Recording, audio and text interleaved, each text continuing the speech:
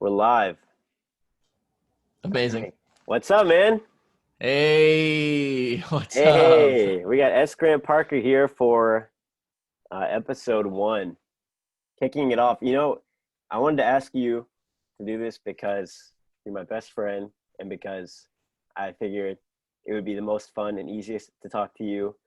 But also because if you remember, the last time I tried to start a podcast, I do you remember. were the only episode. So I was gonna bring that up, man. In Waffle House in what was that, like 2015 maybe? yeah, I was gonna try to film or do an entire series at Waffle House, and the No, goal with that was that I was going to have a small group of people on the podcast and keep following up with them for years. right. Um, So which it's kind of working out then. it's kind of yeah, it's kind of it's kind of working the out, thing. man. You sound really good. We were talking before it started. Nice. Your microphone sounds sick. Are you currently sitting where you record your music? I am. Yeah, I'm sitting exactly where I record everything with this microphone a lot of the time. This is my parents' living room. It's beautiful, man. It's got it's that's where I make my coffee every morning. Really? And yeah, and then Where do you get water to make it? I would just right down the stairs, and then I bring it up here to heat it up. You drink Um, coffee every morning? Dude, every morning is my. I just now got into like making my own every morning because there's coffee shops close to me, and Yeah. but I was spending so much money on coffee every day that I just now got back into making my own, which feels good, man. It feels like you have control over something every morning, you know. It's a nice way to start your day for sure. I've started making a cup almost every day, and Totally, but I know that you also really like tea, which is something I've always found definitely. interesting because I've never gotten into tea. What is your coffee slash tea? How do you decide which one you want, or You know, you know? the tea game is a lot more social for me at this point. If I have a bunch of people over, instead of making a bunch of coffee, sometimes I'll just like start brewing some tea because it's more interesting in terms of the way that I do it. And I keep looking up here because all my teapots are in the windowsill. Oh, Um, nice. and uh, yeah, just interesting teas from different places around the world. Um, and but yeah, I don't really drink tea in the morning ever. Um, Hmm. it's an evening thing for me for sure. Right now I'm drinking some bagged peppermint tea, which is kind of out of the normal for me, but whatever. Cool. Yeah, you never drink bagged tea. Yeah, I'm a loose leaf man, but I just um, realized we have a whole just endless stream of things we could talk about today because you have so many interesting hobbies. like my main thing was that we should come on and talk about your music, but man, you over the course of being your friend, I've seen you excel at so many interesting just things. do so many weird things, man. Yeah, yeah, you're good at anything you do. Dude, that Um, means a lot. I remember you were really into film in middle school. That was really cool. That's right. We the what got me into that was our freshman year uh biology project video. I we had to make a video on like different types of plants or something like that. Yeah. Um and so we got really into it, and I found it really interesting to dive into the world of filmmaking after that. Um I didn't get very far with that one. Clay, our buddy Clay took over that.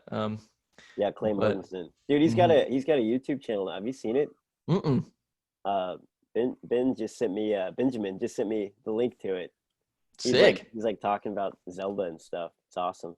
What? That's Have you amazing. so your Instagram, I think you do a really good job on social media and you do a Thank really good you. job filming yourself playing music and stuff, but have you ever thought about getting more deeper into film, or is that just something that, doesn't really interest you as much Um, anymore? I kind of put film and photography in the same category, and I think I'm too narcissistic to do either because I like content of myself, and getting into photography is cool, but it's hard to take self portraits, and it's hard to do things like that. But I think a Yeah, baseline knowledge right. of both film and photography is important for any creator, artist, a Hmm. visionary to have. Um, But and I think one day I'll set aside my narcissism and begin. I would love to do street photography. That'd be cool. Yeah, But that would be cool. I know what you mean. It is like on the tours where I've done my own photography, because I've at times just brought a camera. I was like, I'll just do my own PR. I'll just take pictures. And it is sad that you don't get to be in any of the pictures when you're taking them. yes, yes, Which, I'm like, man, I wish that there were cool pics of me, but there's not, because I'm taking them. But it is really fun to take them. I feel like I kind of reached my limit of like, okay, I'm gonna have to get really into like watching YouTube videos and studying like technical things, right, right. where I just kind of peaked at like, as they say in The Alchemist, like beginner's luck. Like I used all my beginner's luck, and I've reached like the next step right after like work pretty hard, and I just haven't really found interest in that yet. But I do think Right. it'd be cool to like take more pictures and Totally. I think so too. I like that's on the horizon for me as well. I think is in maybe the distant future, but is being the guy with the camera all the time. yeah, Um, right. which is so silly now that we have phones that take really good pictures. Um, Yeah. but you're a lot less legitimate when you're taking photos with an iPhone than you are with like a DSLR slung around your neck or something, and everyone takes you a lot more seriously that way. Yeah, they really do. I feel like that's half I mean, I do feel like my pictures are better with my camera, but I do also feel like I'm legitimized, because if you're just walking around with your camera, people are like, just think you're putting everything on your like Snapchat story, and they just Exactly. like, people just look down on you.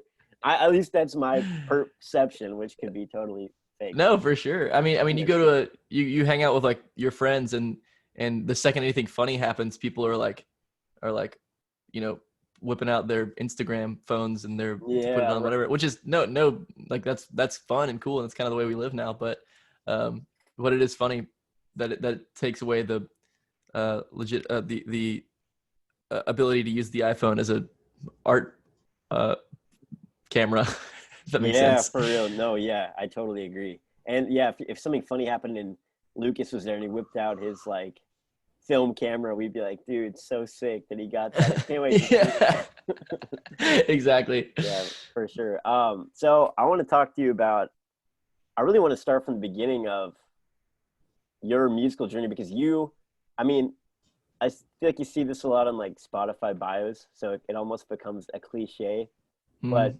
a lot of it is true about your life more than most people. Like you have actually done music and like been in a musical family your whole life. Not necessarily like some of our friends who, being born and raised in Nashville, like their parents were in the industry. But I mean, when I met you, you were already performing on stages with your family, singing, Right.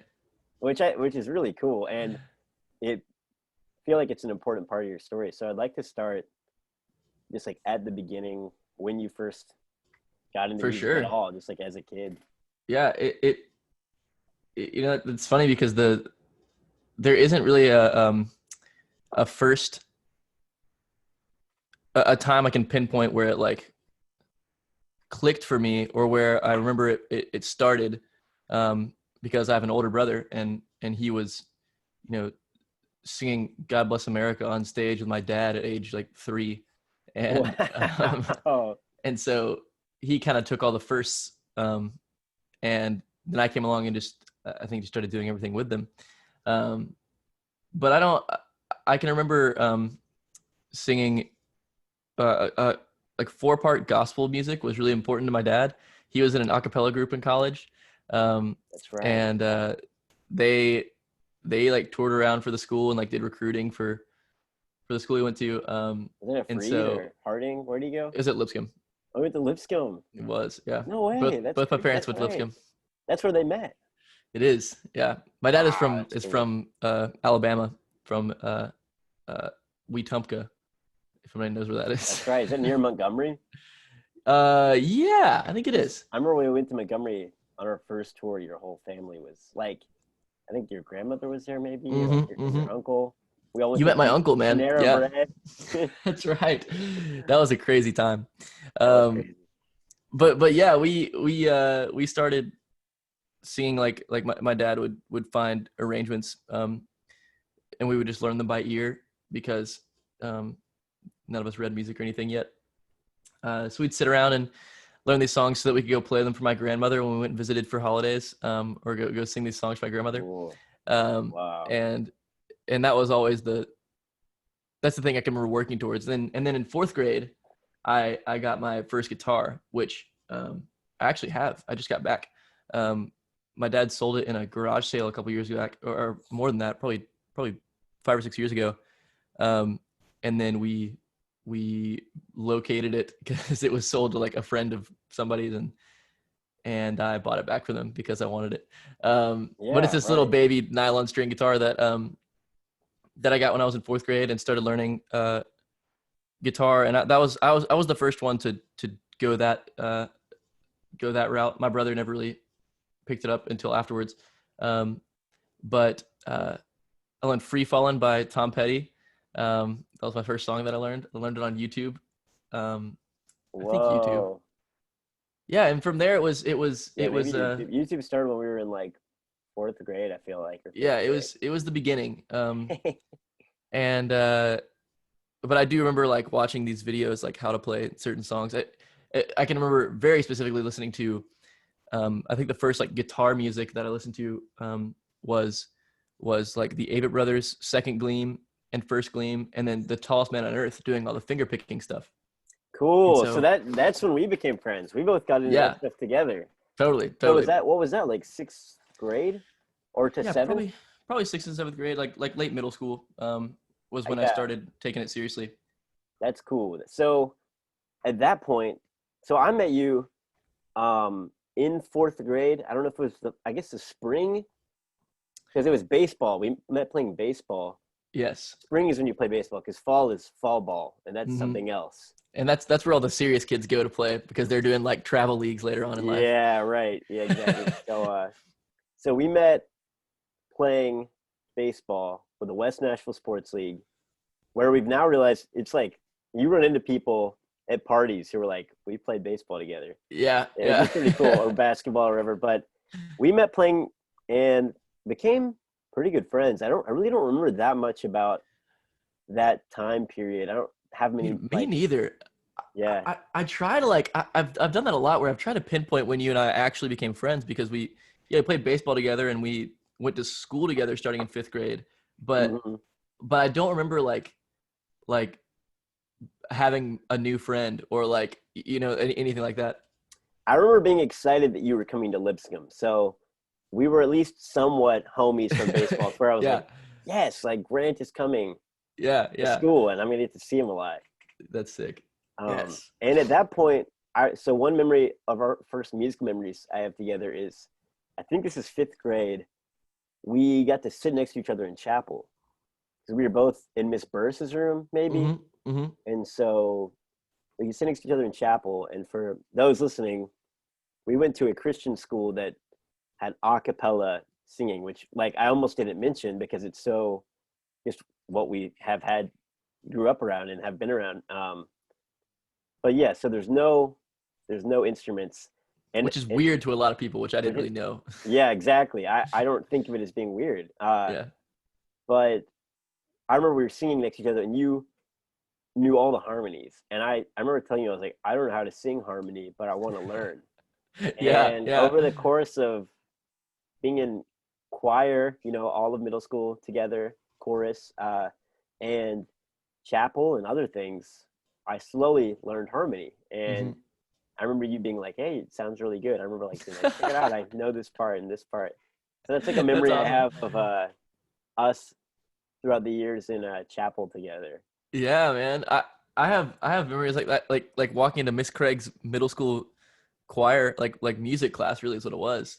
And talking to you about, it was right after you had given me, so if I taught you harmony, you taught me things that weren't mainstream country music my dad put on the radio, because I remember you gave me two mixtapes, like two CDs, with what you were digging at the time. One was called Live in LA and one was called Live in New York, and neither one of them were live. They were just mixed CDs. Yeah, they were CDs. and it had like that's what the Ava Brothers were on. That's what LCD Sound System was on. That's what Ben Queller. Whoa, that's cool. There, Really? there was like a lot of really Right. A lot of like Elephant Six, like of Montreal, the Apples of in Montreal. Stereo. Yes. Was there Daft Animal Punk, Collective? Animal Collective. That was Peacebone by Animal Collective was on there. And I like I could probably name almost every song on there on those CDs. Dude, do you still have those? I'm sure you don't. Do you? I might be able to find them. It'd be so interesting to see what was actually on those if we could find the track listing. Totally. There's some Justice on there. It was a lot of like early electronic music. Early as in like, early 2000s. Yeah, right. Before it infiltrated the pop scene. But yeah, that's funny. Those were I remember playing Marble Blast Gold on my parents' MacBook and listening through those mixtapes. Just like being weirded out by Peacebone. Yeah, exactly. That's cool. So before that, so I feel like when I met you, you were already playing events. Like y'all were like a family band. So at some point y'all went from just playing at grandma's house to yeah. Or was that just kind of a slow process of like church events and I think it was a natural legit? Yeah, it was a very natural progression between, and most of the events we were playing were like benefit concerts for churches or like church events, things like that. Cool. Because we did like every Christmas we'd sing some song at the Christmas Eve service. The four of us would. I have a younger brother too, so it was my dad, myself, and my two brothers. With guitar or just acapella? Just acapella. We were an acapella band for a little bit. Wow. Now when we did pick up guitars and stuff later on, and I remember our first gig we played was a benefit show in Alabama. It was our first like big like real gig. I think I remember that. Yeah, and it was we like set up a sound system in our garage and like practiced like hours for this thing. Wow. And my dad got really frustrated because like we didn't take it seriously or something, I don't know. Yeah. But it was really fun. And but we were playing guitars and we were and then we drove down. We were like a touring band. We like had all of our gear packed up and got there and did a sound check. It was at those sweet tea water dinners, where you have like everybody has their own table, the sweet tea and the water. Sweet tea and water, yeah. And the salads in the middle. But yeah, that was when we really like started playing as a band, as like and we were Parker Blue with my dad. Cool. Where does that name come from? Anything? Parker Blue? I remember that. Yeah, I think my dad came up with it. It was something that I mean, our last name's Parker, obviously, and then I think he just thought it was cool, and we all have blue eyes, and he thought it was like a cool name. Yeah. And so it didn't have much meaning, but That's but cool. yeah, we made I don't think we have any recordings, but we do have like there's some like photo shoots of Parker Blue, but I don't think we ever recorded anything. Yeah, cool. But while that was going on, I was making records in my sister's playroom. So like I think I'm in my first. Is this like are you talking about like Lonely Company or is this before that? This is Lonely Company. Cool. Because that was yeah. Because the timeline's getting crossed because that was post Lonely Company almost certainly, and that record was, if you want to call it a record, was made like right in there on my parents' old MacBook on GarageBand with a blue Snowball microphone, USB microphone. The Snowball, yeah. I remember that. And that was 8th grade, right? I want to say it was 8th. I think it was 7th or 8th grade. Wait, I'll look it up. Let's see. I'll Google it. So that was your first that was your first like original material you'd ever written, or was it the first you ever published? Or it was the first I'd ever written. I think I wrote a couple songs and then like that I thought were good, and then just filled in the gaps with like 4 more songs that were like not very good. I mean, the other 2 aren't very good either because I was literally like 11, probably 13 or 14 years old. Which 2 are you? So you've got Lonely Company, Sarah, Run, Tearing Earth, A Tune for the Lonely, Reflection of the Proud. That one, I think, "Reflection of the Proud," I believe, was the first song I ever wrote. It was the uh, genesis of my songwriting career. Really? And it's not good. I mean, not obviously, but but it's fun. Yes, dude. Okay, so it came out June 2011.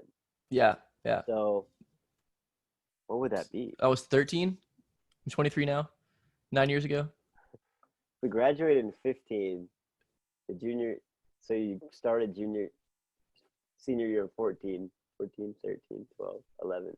So yeah, wouldn't June 2011 be like Summer right after my 8th grade year, I summer guess. after eighth grade year? Yeah. Yeah, yeah, I do remember like going to church camp and all my friends were like, this S Grant, or I guess just this Grant Parker, yeah. There was no S yet. yeah, this Grant Parker like music is so good. So I think it must have been that summer, Yeah, which is that's funny. hilarious. It feels like it was before that, It really does. but that's something that was so interesting is that you really became such a solid songwriter really quickly. Like your Hmm.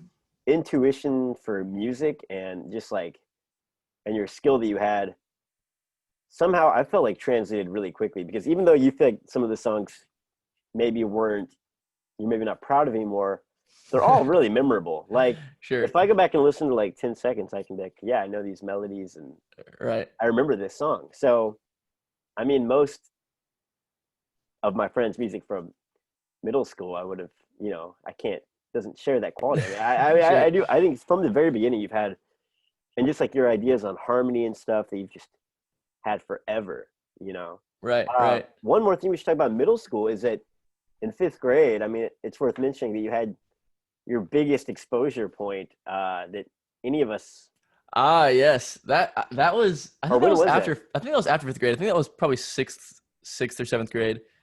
Well, we were still Yes. on the first floor. We were still on the first floor of Harding Hall, so it was probably 6th grade. Um, Yeah. Harding Hall, and where we went to school, right? yes, yes, the building we had school in. I yeah, man. So if you know anything about me, you know that people like to mention that I sang with Keith Urban one time.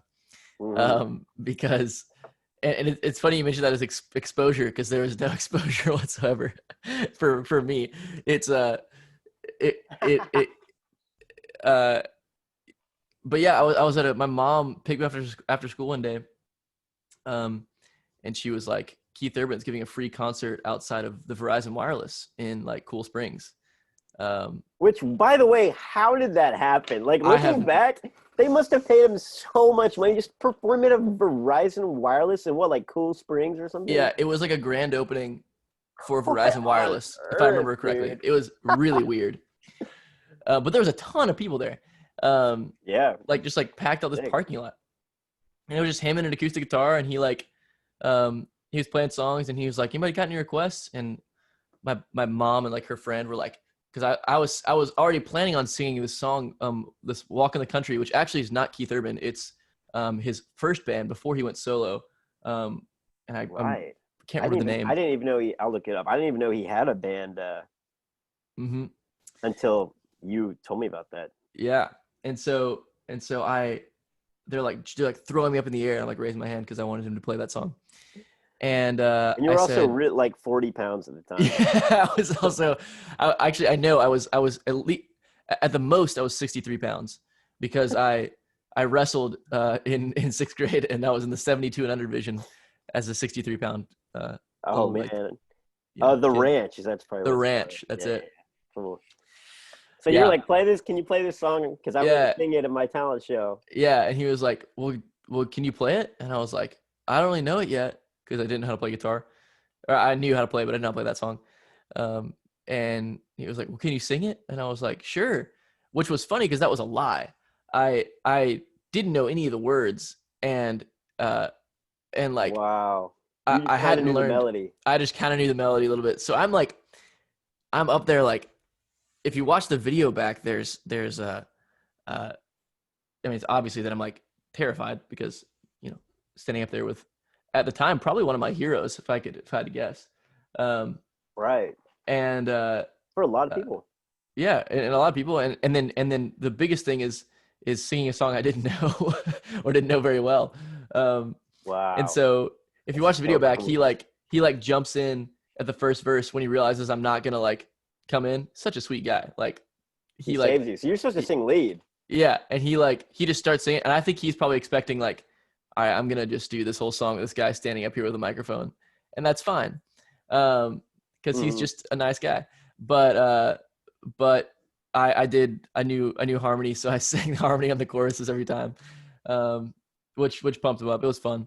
The crowd goes wild in the Yeah, video. It's definitely it's worth watching on insane. YouTube. There's a few different clips of it. It's a pretty awesome moment. And I remember you texted me at first. You're like, I just sang with Keith Urban. And I was just like, what? It was like a Tuesday or something. I Yeah, was just like exactly. we went to school and now I'm like doing homework and you're like, I just sang with Keith Urban. I'm like, dude, that's not true. Like, what Dude, are the, you the talking timeline of it is hilarious, man. Like, because I There's remember no texting. build up at all. You're not even like, I'm gonna go see Keith Urban tonight. It's just like, dude, I sang with Keith Urban. Yeah, I literally remember like texting my girlfriend at the time because you had a girlfriend in Is that seventh Taylor? grade, Taylor Sane, and well, not Taylor Sane anymore. Anyway, Taylor Wigington married to our best friend Gentry. yes, and I texted her and I said, "Hey, I just sang with Keith Urban," and she said, "No, you didn't," and I was like, "Yes, I did." And I was so mad because she didn't believe me, and because I was like texting her Right. on my like little NV2, and so, but yeah, I remember texting people and nobody believed me. And then I walked into school the next day and I was like, I'm king of the world right now. Like, this is like, and it was on the news that night too. Um, Like that because you sang with him? It's like Keith yeah, Urban performed and a boy got up and sang yes, with him. yes, literally it was on the Wow. news. I got interviewed afterwards. It was just like, I felt like a hot shot, like as a 13-year-old, like, You were like the yodeling Walmart uh, Mason Ramsey kid for like one day. yeah, and not as good and not as interesting. Yeah, whatever, man. That's not but, true. but it was like, incredibly fun. But yeah, Yeah. that's a core memory for me, for sure. And then Yeah, it's a core memory, but I guess it doesn't like follow any narrative. It's not like that. You're right. Like I say, it's exposure, but it didn't really like last your career off. Because it wasn't until I guess a year or two later that you and I both started putting out records. Was like eighth grade. yeah, yeah, We had been, and so you put out, yeah, Lonely Company that summer, and then what happened after that? So you kept making music as Grant Parker, yeah, as Grant Parker, and you also had the family band, which was I think if I recall, getting more and more opportunities, starting to like play some like paid gigs and like yeah, some pretty yeah. big shows. We were playing some corporate gigs here and there, doing like uh, the same kind of stuff, like benefit shows and things like that would like pay us a fat check, which for us was like we got like $200, and we were like, yes, I can now go buy like a record player or something. Yeah, I guess did your dad keep the money and like divvy it up a little bit for each of you? Yeah, well, my dad was very uh if he didn't do anything, he wouldn't take a cut. Like he wasn't like hoarding money behind our backs or anything. Yeah, um that's and cool. so he was very upfront with what we were getting and That's and nice. Totally could have just been like, I'm in charge of the money. right, right. um and there wasn't that much money coming in the first place to us as high schoolers at that point. I guess it was a lot, but because Parker Blue was I think done at that point. We we decided that we couldn't have my dad on stage with us and us still be cool, which I think there's like I think it could have been really cool. We could have Yeah. made it cool, but as high schoolers, we were like, As high ah, schoolers, it was imperative that dad could yeah, no longer be in the band, so you could become exactly. cool. And you guys rebranded to dive more into that band Hmm. as Brother Parker. Right. I don't know what year that was, but I want to at some point in high school. Yeah, I can look up when we had one EP come out, that uh wow, it has actually some streams. Rain has 10,000 streams. It's pretty cool. Dude, gosh, man, that is awesome. We have 38 monthly listeners. Brother Parker. Yeah, let's check it out. So you guys So I'd gained a following through playing just like gigs like that, but it wasn't always just like for older folks and like corporate events because y'all were playing like not like church camps, but like you play like Impact at Lipscomb, which was like oh, that's right. Yeah, for all yeah. the youth groups and stuff. And I remember, I mean, you guys were in some ways becoming like, I mean, y'all were sort of gigging too. Like I remember y'all played at Cafe Coco one time, and we all came out. Yeah, I remember that. I wore a Um, cape that night. It was pretty crazy. that is Um, crazy. So it says this is 2015, yeah, 2015 is when that came out. May 2015. What? That's weird because that would have been when we were graduating. So y'all must have been playing these songs before then. We definitely had. Yeah, we Oh no, I'm recorded. sorry. I'm sorry. It came out in September. Your cover of that Ben Queller song came out in May. Yes, yes, we did cover Big Clore song. So y'all were already Um, putting songs out from the beginning of senior year. yeah, yeah. So we had been gigging a little bit our senior year, um, and like starting to get into the scene, as it were, the Nashville music scene. Um, As you saw it, yeah. yeah, I was trying to uh, go like still take the corporate gigs, but be able to also enter into the scene that like Joseph Marlowe and My band yeah and your band. yeah I was there for a little bit Yeah. that and some of our friends bands from like other schools that were because I think at that point I had tasted what it felt like to play a show that wasn't a corporate show, you know, Yeah. playing like Joseph Marlowe's gigs like Fourth Avenue Church and things like that, where it's like our Hmm. friends came out and we like danced and it was crazy and fun and Yeah. Fourth Avenue is sick. So for for I guess most people wouldn't know this. mm-hmm. This church in downtown Franklin, and for some reason they like as some sort of youth outreach allowed their youth room to become a music venue, uh, run by a member of the church, but like had bands play like it was a community. I mean, I remember going to like hard rock shows with like mosh pits and stuff, and it was like a cool cultural moment for all of us in the like Franklin, you know, scene until I think Jaws maybe it was. I don't want Yeah, to I throw out think it the was wrong band, Jaws. but not that I'm dissing on them, but there's some band like played a show and they found a joint in the bathroom or something, and the Yeah, whole thing was over. shut it down.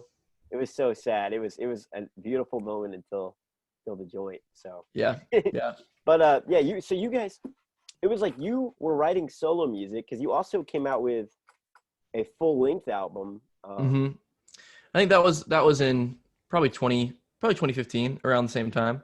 What was that one called? Um, Roots. it was called Roots. Let's look that up because I have two different uh Bandcamp accounts for those of you who are trying to listen to these records.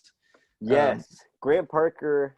The one that I'm on is called, I think it's Grant Parker Music. Grant's Music. there is Dot Grant's band. Music, which I made as that Lonely Company's on. And you've defaced the album cover to. No, there wasn't an album cover. There was just a red square with yellow Oh, words. I made that album cover. I think while I was still in high school, um, and it's amazing. I love it. But and then there's Grant Parker. Grant Parker 1, Grant Parker one maybe? dot bandcamp.com. Yes. And And that's what on Roots is. yeah on that one I have Any More, which is a great song in my opinion. I forgot about that song. Yeah, Um, that was you that know, was a really good song, man. It still is. yeah, October 2013 was when I came out with that song. Um, Just a single. yeah, and actually it came out under the name The Parker Brothers, Oh, I see that. Kind of like which in an old font. yeah, I don't really know Faded. why. Um, I did take that photo. I was into photos. I was into photography at that point. Um, That's cool. and so I knew how to defocus a camera. Um, and then You've got Roots Roots in July 2014, 2014. Yeah, yeah, yeah. mhm, which was a 10 track album, I think. Maybe not quite that long. Yeah, 10 tracks. Um, And at that time, I mean, that was your best and biggest work you'd ever put out. I mean, this was definitely. like, yeah, was it 10 tracks? hmm Really good songs, acoustic guitar driven.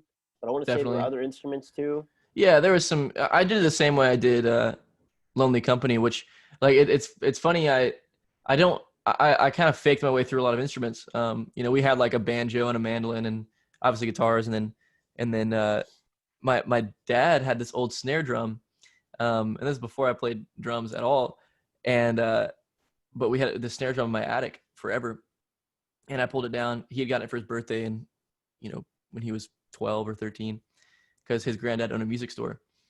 And so I pulled that down, and I have distinct memories of playing the backbeat of all those songs on the snare drum with a whack-a-mole mallet from this game, like the whack-a-mole game. They didn't have any drumsticks. What?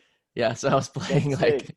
like the only I didn't have a kick drum or any sort of hi-hats or anything. It actually is that snare drum right there. That's the one that I played on Lonely Company. Wow, that's crazy.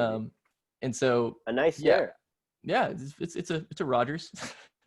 But yeah, so I did that, and then this is while doing Joseph Marlowe and some Brother Parker stuff, and then in 2015, my senior year, I did a 7-track album on my iPhone, because I just got an iPhone and GarageBand. A Day in the Life. Yeah, which that album cover is also sick. I did that on Fonto and my iPhone, where I just use different filters and then like put them together. Yeah, dude. And the bio for that one says a techno album made completely on an iPhone. I wouldn't call it techno. 2015. Yeah, in retrospect, it's probably just like synth pop or like indie pop. It's like electronic. There's some like electronic tracks on there, but it's not a techno album. But and it was a little bit funny. It was like a little bit more lighthearted than anything else you'd made.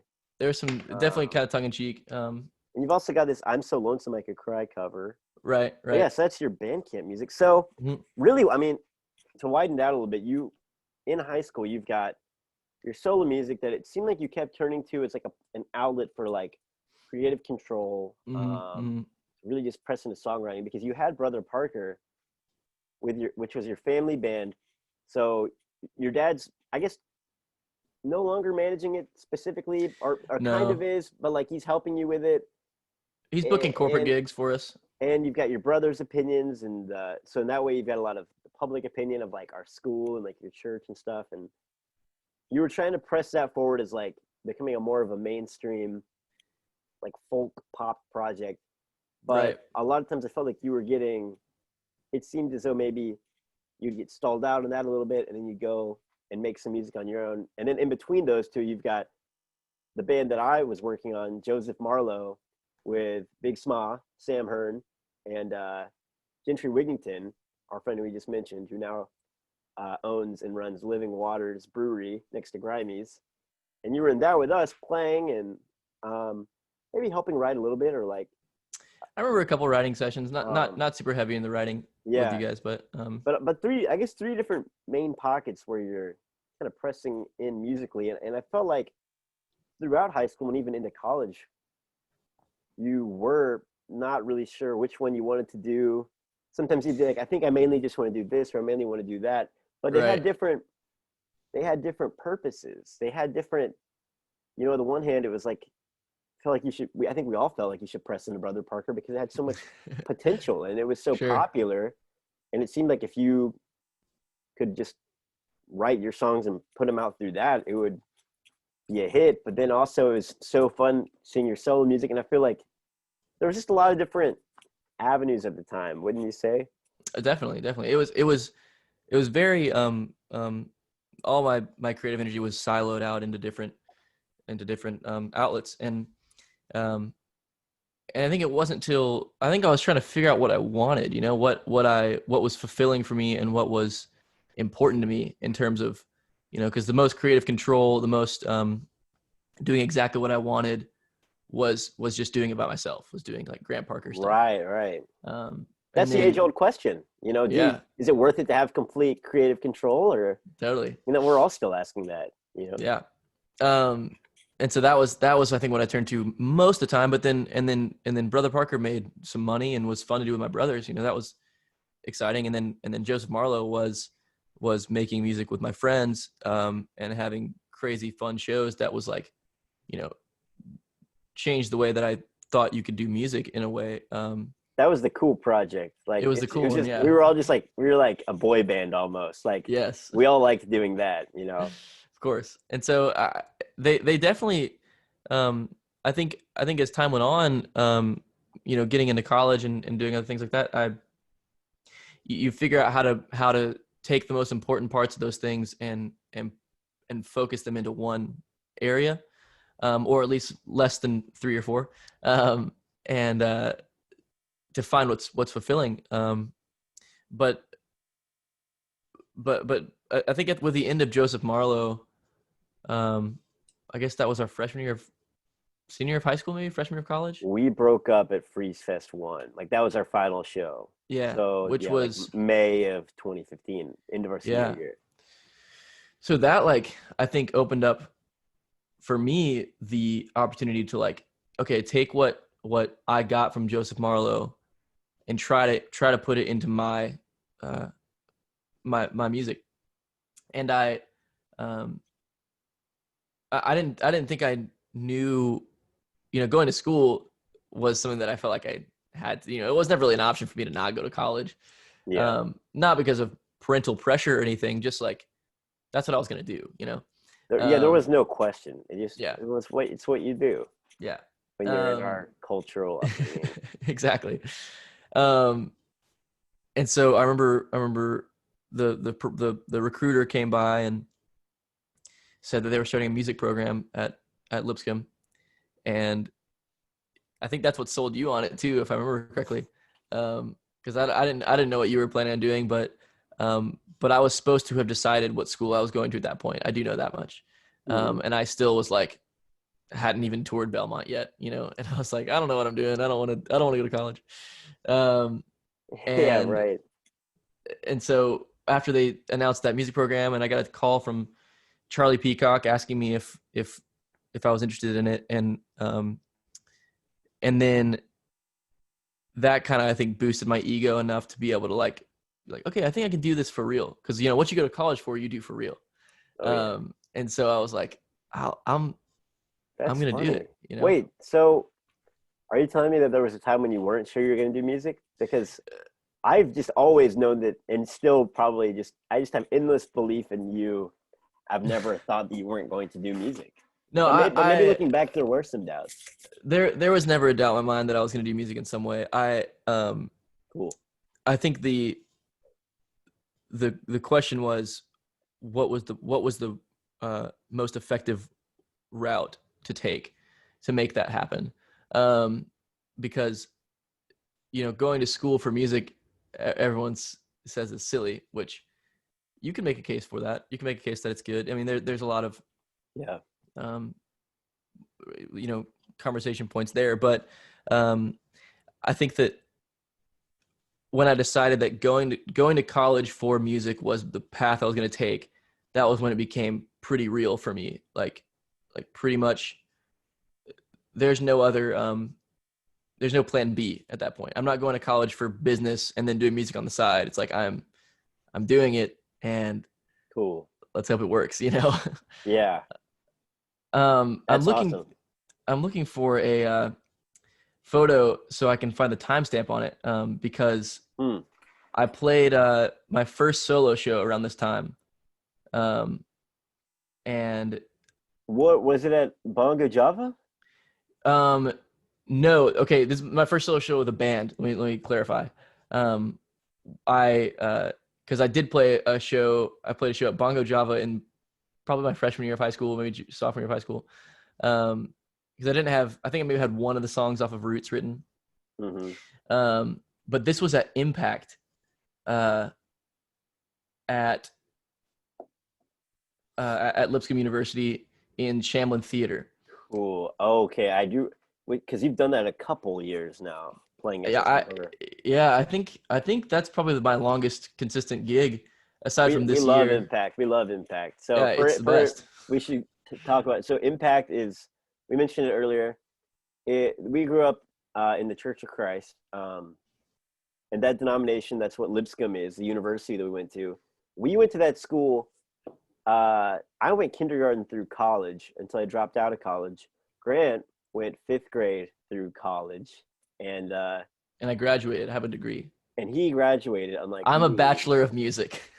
he's actually a bachelor of music. Unlike me, I am just a musician. And An imbecile. and we went to so Impact.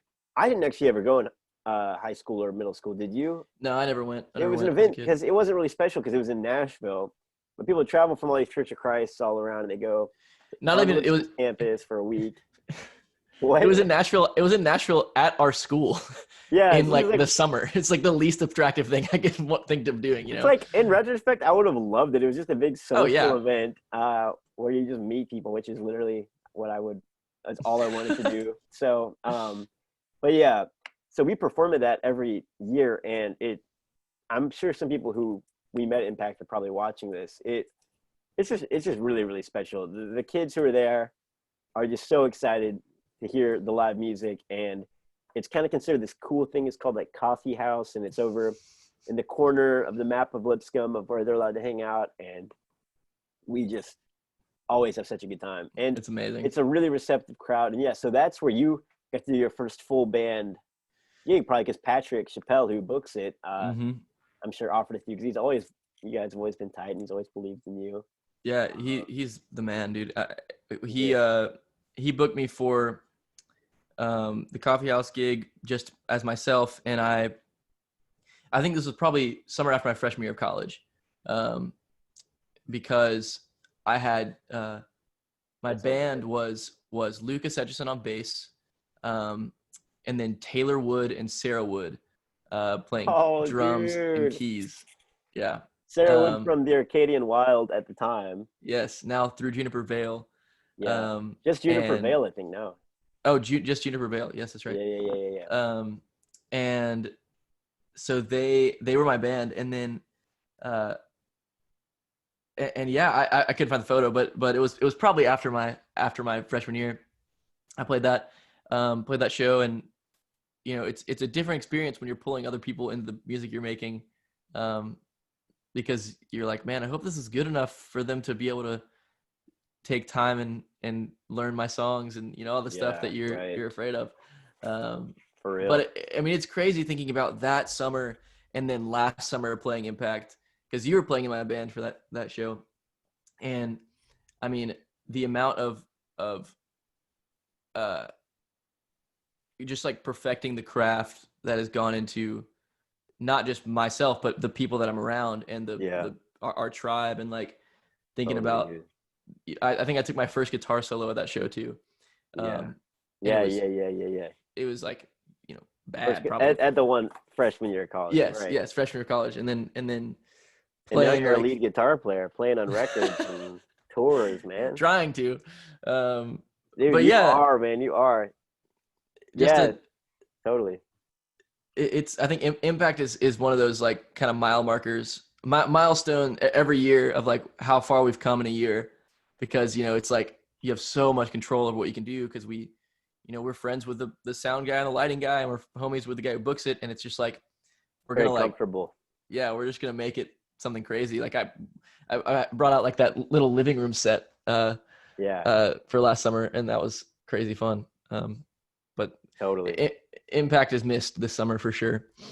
It was, man. It was for sure missed. And yeah, so looking back on, you're right. Those are mile markers, especially through our college years, which we have now concluded. And so I guess to finish and get us to the present day, you've got. I want to talk about college. The world just blew open for us. I mean, the music program we were a part of was so cool. It was brand new. Charlie Peacock led us as 20 students through this brand new program, and it was just so special. It was so intimate, and every year 20 more kids would be added to it as we grew. And then Charlie left, Brown Bannister joined. Both of these guys are like Grammy-winning producers who are just like also some of the wisest, coolest, most just amazing people. And we've met so many of our friends through that, who I kind of hesitate to even start to mention because I don't want to leave anyone out. But we have so many of our best friends through that, and we've just grown so much through college. I mean, a big thing that's happened is I started touring like crazy, and I Mm-hmm. convinced you to come on a lot of those tours. That's my Sometimes first tours. as Grant Parker, you know, we did some tours together. Yeah. We've done a few, and then we've also done. You've just been in my band for hundreds of shows, as I've tried to grow my project. Mm-hmm. So that's been something that's I guess been a lot of your time. But then you're also no more Brother Parker. Yeah, You that know, my older brother graduated college and moved to Atlanta. He was a couple years ahead of me, so it survived a couple years of my college days, and then kind of dropped off. yeah. But yeah, But what about Grant Parker becoming S. Grant Parker? yeah, yeah. There's been a lot of different, like, to me, monumental moments. Even just trace back like singles. Like, Mm-hmm. I want to say, was it I Would? You put out a Yeah, song on SoundCloud yeah, man. when we were living together in the dorm. The second dorm we lived in, the weird one that was like quieter. Uh, In Sewell. Sewell, yeah, man. You I put out a forgot about SoundCloud that. song. You just dropped it. I remember when you dropped it in our little dorm room. Dude, that's crazy. Yeah, I bought Logic on my computer and had like an electric guitar and was making like got excited about like bedroom pop for a second. Yeah, Um you had that like. and Did you have Walrus pedal yet? You were like really into like the analog like yeah. warble. Yeah, I It had was the super Walrus comfy. Audio Julia chorus pedal, and it was like it was amazing. Actually, I don't have that anymore. Rest in peace. Yeah.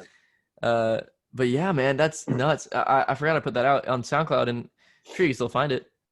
It was called I Would, and that's when I started releasing solo music. I think taking it seriously, or at least I felt like I had to rebrand every time I did anything. You know, it was like Yeah. it was a very and I think I still feel that way a lot of the time. It's like, man, I need to start from Oh scratch, yeah. like rebrand. You I feel that every time I put on music, it's like a few know, months later, I'm like, all right, wipe it clean. yeah. Nordista Freeze is here now. Like, Exactly. oh And my so gosh. Yeah. it's Which you and have done. You continue to take music off of uh yeah. like that song's gone. A lot of these songs now we're talking about you can find on Bandcamp. I can't even believe that. I'm surprised you haven't totally hidden them. Yeah, I don't. I think I decided a little bit later on in life that people enjoy doing the digging, and there's things that you're like, oh, I'm embarrassed by the way this sounds, or I'm embarrassed by this Totally. song, or whatever it is. Yeah. But I think the way that I listen to music, some of my favorite artists, I'm like, their first albums are not good, or like I don't like, or at least not as good as the stuff that I like really dig. You don't listen to it Um, because it's a masterpiece. You're like, oh, this is like where they started. It's like fun right. to listen to. And it's inspiring. It's inspiring to go back and hear, your heroes like first albums and be like, I I can make that. Like Yeah. I know how to write a song like that, or I know how to record like that, whatever it is. And there are Right. people that I love that put out their first records and they were masterpieces, and Sure. that's also, I mean, that's insane. But Yeah. Right. and I think that's what we all want secretly, we want like, oh, his first album was a masterpiece. Yes. Which is why you take them down so you can have a new first album. Exactly. Yeah. um, Totally. Totally. but yeah, so I put out I Would on SoundCloud, and then I put out this song called I'm Fine on Spotify, and I think 2017, maybe 2018. Yeah. Um, and uh, Which did well. yeah, it did well. It It was was a okay. great song. It was my You first performed it Spotify live released. a lot. I did. It was my first Spotify release. It was um, it did well. I think it was before like playlisting, or like I guess the beginning of playlisting. So I didn't really understand how to. There weren't very many algorithmic playlists yet. It was kind of just like you get lucky and somebody puts you on their, Yeah. whatever playlist, and but that did Right. well. And then I ended up taking it off of Spotify and releasing my true first Spotify release, which was No Fire, um, in I guess November of 2018. think is what it was. Which that one, let's talk about what inspired you to put that out, because after you gained all of this knowledge of like orchestration, Yeah. all of these recording techniques, you've been doing co-writes and been writing songs for a long time, playing in my band, playing all sorts of instruments. Mm-hmm. You released a song on a tape machine with just one guitar and your Mm-hmm. voice. What, I think that's really interesting. What made you decide to like get to that, to do that? Yeah. The story of that song's crazy. So I wrote it. I had all the verses written, and then I had the chorus except for the hook done. And so I called my buddy Zach Swan, and he came over. I was living in outer space at this point at the house that I lived in with Freeze and a That couple was other guys. our first place. Yeah. Clay Mortensen, Benjamin Robertson. Yeah. And later on Mason. And Right. so I called him over, and we wrote that hook like within like 10 minutes, and the song was done. And Wow. and then I brought it to school because school was weird. We did a lot of weird artist projects, and like, I think I was making a record with Benjamin at the time. He was a really talented engineer, and so he was helping me record these songs.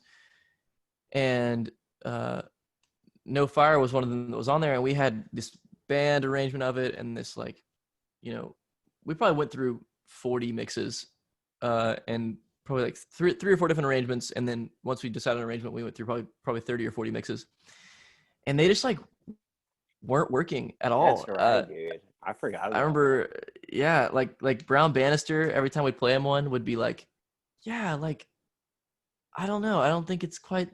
He was very hesitant to give advice, but he would tell us what he thought, Yeah. And wow. Before it had the Brown Bannister seal of approval, I didn't want to release it, This dude is a Grammy-winning producer, right? And he's our friend. He's our professor. He was awesome. And so I think I one night just got like kind of not fed up with, but I was like, you know what? Screw this. I think I'm just going to record it. And I think my first thought was I'm just going to record it on my phone on like a voice memo and then put it out. Mm-hmm. But instead I bought a little tape recorder off Amazon. I tried to find my dad's, but before voice memos, my dad used a little tape recorder, like handheld recorder, to like record all of his demos in. Right. Like when he's driving and stuff, before you had a phone. And I wanted to find that, but I don't think he knew where it was, just for the nostalgia factor. But so I ended up buying this little like classroom tape recorder, just terrible thing. And you have it with you? I have it down there. I was looking to see if I had the microphone that I recorded it on within arm's reach, because it came with this little plastic. Surely I do. It came with this little plastic microphone that was just. It doesn't even look like a microphone. It looks like it's crazy. But anyway, I recorded it in my bedroom one night. I think I did 3 takes. Here, I'll pull this out, because it is within arm's reach. So I have, this is the No Fire cassette tape. Wow, that's so cool. And one day I'll do something with it. I don't really know what I'm going to do with it, but it has 3 or 4 takes of that song on it, and then I put it into Logic and just like, I think I touched it up, cut some of the high end because it was really brash, and yeah, so that was that, and that was kind of what my first success story, I think, as an artist. And maybe only success story up to this point. I don't know, man. I mean, it depends on your.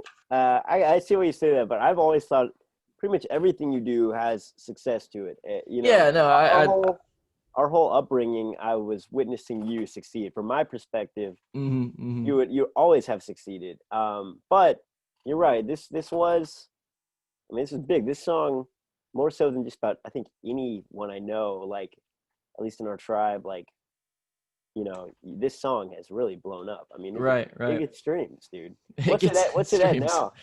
I'll look it Let's up. find out. Yeah, I don't know. I hit the 500,000 mark pretty recently, which was Good really cool. grief, dude. And thank the Spotify overlords for playlisting it, I guess. They But love yeah, this song. it's a crazy. It's a good thing to have a song like that. Because it 595, baby.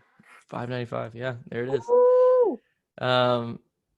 Because it feels like it's like at least people are drawn to the artist, after that, and then it brings more traffic into my page and stuff like that, blah blah. But really, Blah, blah, blah.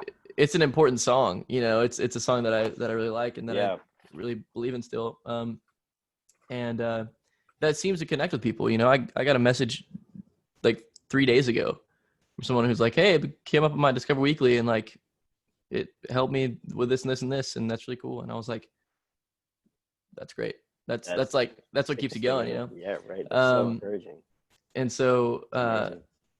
yeah, I did that, and that brings us right about to the project I'm in the middle of. I think We got Late Love. Late Love happened. Yeah, Late Love was the second single, which was the opposite of No Fire. It was like band, a full band rock song. full It's production. Crazy. It's And it was fantastic song. Yeah, it's great. That Zach wrote pretty much that whole song and sent it over. He'd been telling me to he wanted me to have it for a long time, and Yeah. so he sent it over to me, and I like made like 2 edits lyrically, and then we just like ran with it. But because Zach's an amazing songwriter. And so baby. yeah, so we took that and recorded it, and that was the second single. And this was, I think my plan at this point was just putting out singles. I was just throwing stuff on the on Spotify because I could. Singles game. So, yeah, and then you put out and then I think with Late Love it was a little bit disappointing release for you because you had just had the best release of all time, and I hadn't put out any music since 2017, and this is the first time any of us had been like, whoa, like if you release a song right and it's good enough, Spotify can really do some powerful stuff. Yeah. So then you came forward with a second swing at it, and you're like, this time you put in way more effort. Right. And it's just an amazing song. And it seemed every sign indicates it's going to do great. And it's doing fine. Like, people enjoy it, but it's sure. It didn't get that Spotify white glove treatment.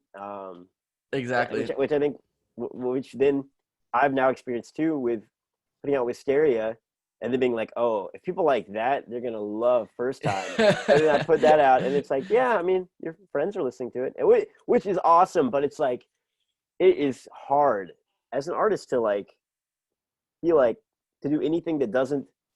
Because in your career, like, oh, I'll never like peak. Like, I'll just keep making better music. Which not that either of us have peaked, but like in a very small form, you're putting out songs, and your next song doesn't do as good.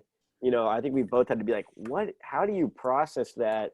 What do I do? Yeah, it's. Does it even matter? Am I too focused on the short term? You know what I mean? Like, right. 10 years from now, are people gonna even care that it didn't have as many Discover Weekly streams?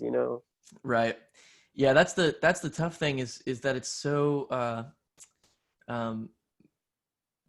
in your face how successful you are. It's like you put Metrics. out a song and then you get a number and it tells you how good your song is, and like it shouldn't be that way. But that's the way that as an artist that I feel is like, it's like if you put out a song and it gets this many numbers next to it, that means that it's a better song than this one, no matter what it sounds like. If it has less numbers, it's just like, It's so silly.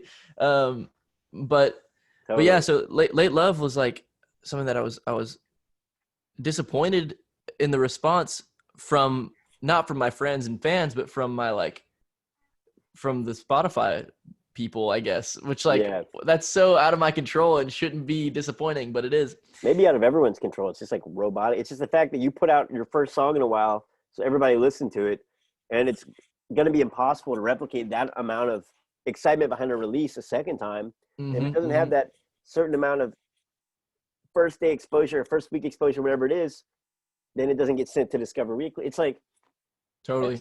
it's almost an impossible expectation to try to replicate that Yeah. for anyone putting out singles. So And it is difficult.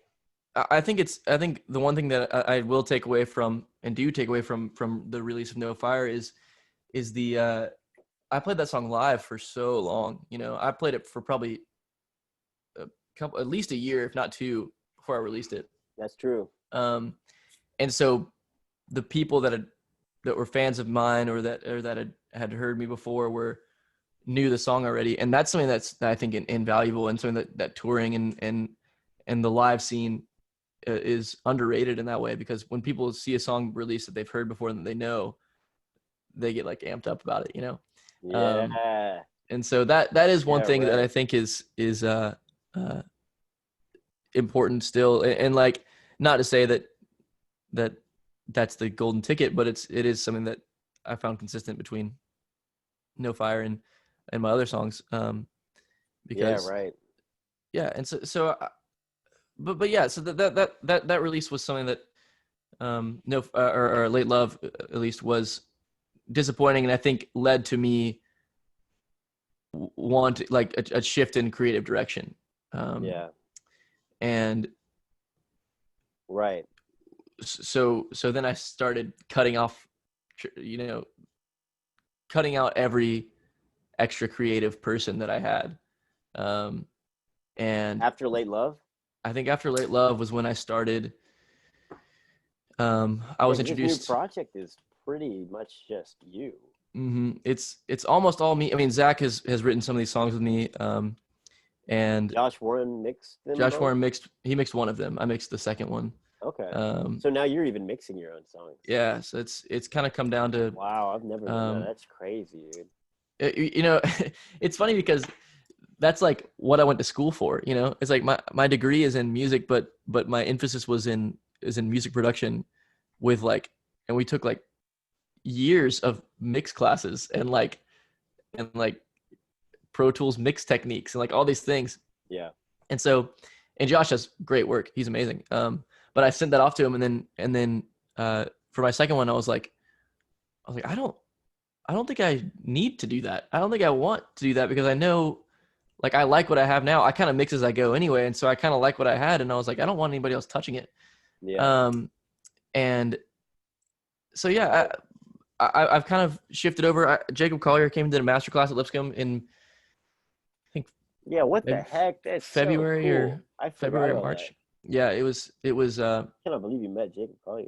It's nuts. That was my introduction to him, and so and he. Why did he do that? Isn't he like huge famous? Because Ben Blasco, one of our professors, who is just unbelievable. He taught orchestration and taught. He directed the wind ensemble at some point. So cool. But he is just the man, and was like, called up Jacob Collier's manager and said, "Hey, you guys gonna be in town?" So, because he was playing a show at like Basement East or something. Wow. It's like, so if you want to come through and do a masterclass the day before or the day after, like you should do it. And so they did. And so that was my introduction to him, and it was. Keep talking. You won't see me for a second, but keep going. Cool. It was something that changed the way I think about music, and changed the way I think about production and about what I was capable of. Because he kind of does what I do, where he sits here with a microphone on a desk mount and makes hundreds of tracks of his voice, and then records every instrument on his own. And so I kind of decided to take that model and run with it and do pretty much everything by myself. I started playing drums because Freeze asked me to on a tour, and I had advanced warning, so I got to practice for a few months, but I that kind of put that tool in my arsenal, which was opened even more doors to how I could record and how I could produce my own music. But yeah, that's kind of where I'm at now, is sitting in this room and hopefully in a new room very soon. And sitting in this room and just making things every day and trying to work through, because I have infinite studio time and I have infinite idea. Like there's nothing stopping me from just like sitting in here for hours and hours and hours and doing that. Right. But Can you hear me? yeah. Cool. But that's where I am now, is just, my latest release was Love My Love, which was a song that I recorded sitting right here. And It's an awesome song, dude. thanks, man. I love your 2 new singles and like the paintings and just like everything Mm-hmm. you've got going with them, and the production, the songwriting. And I hadn't even heard Love My Love until you played me like the finished mix or whatever. Yeah. That I toured that song a little Exciting. bit in February, but it was definitely new. Right. And Anytime was the first single off this run of the paintings. And Anytime was another Zach's one, Go Right, and Cool. and it was it was my first time doing something like this, and I already find myself hating it, not hating it, but being like, man, I wish I had recorded the drums differently or done this differently or whatever, because like I know more now and I've experienced more, and and which sucks because it's like I'm still in the middle of this project, but you know how it goes. You get in the middle of a project and I'm like, I'm already thinking about the next thing, Yeah. I'm already thinking about how I'm going to do, I'm going to make a record with Jacqueline Thompson, and she hasn't even made a record yet. And I'm like, Yeah. but I'm so like, I think You want to produce a record for her, or y'all gonna make a? No, this is like, she might not even know about this yet. Maybe she does. I think we maybe talked about it. But my idea that I'm gonna bring to her is I want to make a record with Jack and have it just be her and I, like Dave Rawlings, Gillian Welch style, just that'd be sitting sick. in a room and knock it out one day. Write like 10 songs and record them in one day and just play them, maybe on tape. Who knows? Whoa, that would be so dope, dude.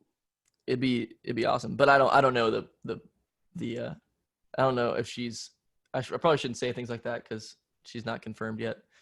If she doesn't do it with me, it's a good idea. she doesn't do it with me, I'll do it. Yeah, maybe this is just speaking it into existence. Manifest. Yeah, yeah. So that brings us to now, I guess. Well, there's one thing we've missed, which is you did an EP of live. Oh yes, I did. Band. Yeah, that was my senior project for school. Live from the Foyer, 2019. Yes, we did a 3 songs live, and I actually I'll make an announcement right now on this YouTube on this video. I have the videos of that session a year later, a little year and a half later. Nice. And they will be releasing. I'll probably upload them right now after I get off this. Let's go, baby. So I can't wait to see those. Those will be out soon. But I arranged and I guess composed a couple of my songs for a quintet, double bass, a cello, 2 violins, and a viola. Wow. And then That's a big step, dude.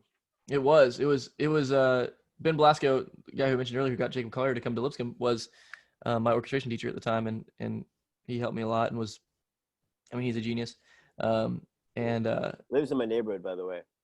Oh, really? Yeah. I didn't know that. That's awesome. I'm like, what's up, Ben? He's like, hey, man, just walking my dog. That's so cool. Yeah, and Fane Spray, our other professor. Fane Spray, yes, man, she was great. Anyway, yeah, so orchestration, also through your own music and through my music, like you mentioned, playing drums, you've done bass on tours, you've done electric guitar, obviously always singing harmonies. You're really well equipped, and with your degree, like you've really kind of crazy, like for real, like all your classes, like kind of crazy. Like it makes sense that this is what you're working on now. Like you have the ability to do everything from home, and with your interest in like Jacob Collier, and it's like it totally adds up. It's exciting. Are we gonna get more of the painted singles? Like, Yeah, that's the plan is, you know, I think COVID and some other things have kind of slowed down production of I think everyone's music right now, but Yeah. um It doesn't. Which people. It doesn't seem like it should. It's like, oh, you have all this time now. Great. exactly. Yeah. It's like, man, I don't wake up and just feel ready to make music every day. Right, right. And when there's nothing to work towards either, you know, like with Impact, it's like we were talking about earlier, Impact is like a mile marker, and but it's also like, all right, I'm gonna work on a bunch of new stuff for that show, or I'm gonna like, Hmm. you know, do whatever it is for that show. Um, but you know, with nothing to work towards, it's even harder to like, you know, do things for internet points and like, you know, Yeah. go out and hope people give you the likes and the streams, um, Yeah. and not be able to see their faces. Yeah. Yeah. Yeah. Totally. Totally. But It is hard, man. It's hard. Like, and I'm having to face it now because like without touring, it's like I'm about to put out another song and tonight, and it's like you put it out and you get some reshares on some stories, and maybe somebody's like, "Oh, it sounds great," mm-hmm, mm-hmm. and then you just keep going, and it's like it's not very satisfying. There's no memory associated with it. There's no Yeah, it's like really hard. I'm like, am I even making a difference? Does anyone actually want to hear these? Like, I don't know. totally. I get discouraged about it when there's Yeah. tours and stuff, which I know you don't. We might have kind of different ideas on touring. Like, I know you don't particularly aren't as interested in touring, DIY touring, like your music as much. Yeah, I think Right? I think it's just a different model. I think in my ideal tour is the weekend model where I get to go come back every, you know, few days and be able to readjust and resituate my life. Um, Yeah, right. and whereas you go pretty hard for a pretty long time, which, you know, I've experienced with you, and I have a lot of I love that style of touring as well. But the difference being, which we've talked about before, the difference being when you're in control of every event, planning 30 events in a row every day is, because that's what you're doing, is nuts. I mean, that's why you're like DIY legend, because people know that have tried it how insanely difficult that is. Yeah, Um, and it is really really difficult, and especially like if you're not. I mean, you and I are just different people. Like right, some of right, my strengths lie in that kind of stuff, and exactly. some of those things you don't have as much desire to do. Well, it's easier for me to go to check out of certain times when I need to, when I'm Yeah. touring with you, because it's not it's I'm playing a role, and I'm not that's like a supporting role, so I'm able to take more time off, Mhm. as opposed to when you're like the one getting the calls from every venue and getting the calls from your friends, and Yeah. you're like, man, it's it's a real deal. Well, So yeah, yeah, yeah. Well, so I'm interested. Like, I do know that distinction between us, and it. But I guess what I don't really know, like truthfully, is what is your vision like for your project now? Like, hmm, because for me, it's like I just want to keep touring, playing bigger shows. That's how I grow it. Which, granted, with COVID, is its own conversation. But right. do you, or if you even just for a short term answer, like, what are you working on? Like, what do you want to like get? What are you working towards? Are you trying to just like keep growing your music by putting out songs? And have you thought about? Are there any other things you're working on, like YouTube or Patreon? Yeah, that's, you know, right now I'm in the middle of you know, the S. Graham Parker full length album production and Which is release what these schedule. painted songs are. Cool. Right. So that's kind of the step one. Right now is relatively short term, and then I like I was saying earlier, I have all these ideas for other projects that I would love to do and start, and um, but past that, it's kind of a mystery, I think, to me as well, what's going to happen, you know, because when live shows come back, and when when because it's I think because it's not going to be like, all right, on January 1st of 2021 you are allowed to play shows again. It's going to be like a very slow Mm-hmm. reintroduction of certain things, that I think that I it's going to shift. It's going to change. There's no reason to plan anything else out at this point. Right. Especially when it comes to touring, when we're talking about recording, it's just like what I'm interested in at the time. Yeah. And when I finish with this record, it'll be on to the next record, and hopefully, Cool. and Spotify streams matter, and all that silly stuff is important. So if I get the chance to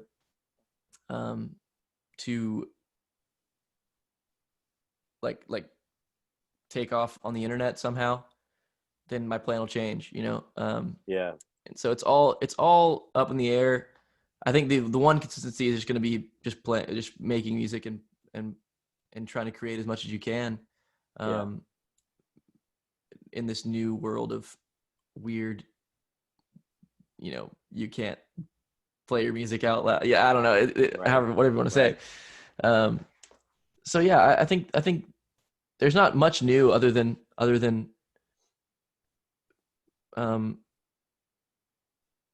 that I can say that I know for sure is going to be happening, Right. other than finishing this record. Yeah. Will you keep coming on tour with me? Oh yeah, dude. I'll be on tour with Freeze as long as I'm capable. Freeze does these things where he tells me that he's going to do 50 shows in 50 days in 50 states, and I'm like, man, that sounds terrible. But that's what's coming. But I can't not be a part of that. Yes, That's like gonna be insane.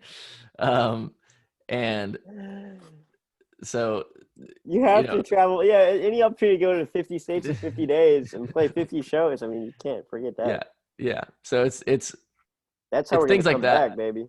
Yeah, man.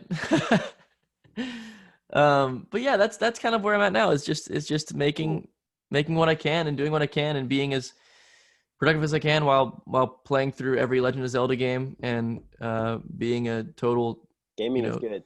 Yeah. Yeah, dude. Mm-hmm. That's cool. Well, yeah, I'm glad that we can, let's see, bring to present moment on that. I'm excited for the rest of the songs you're putting out. I don't know what songs they are. I know I've played songs with you live. I wonder if some of them are. Is that mystery? Is that up to? Do you know yet? Some of them will make it. I think a few will get cut.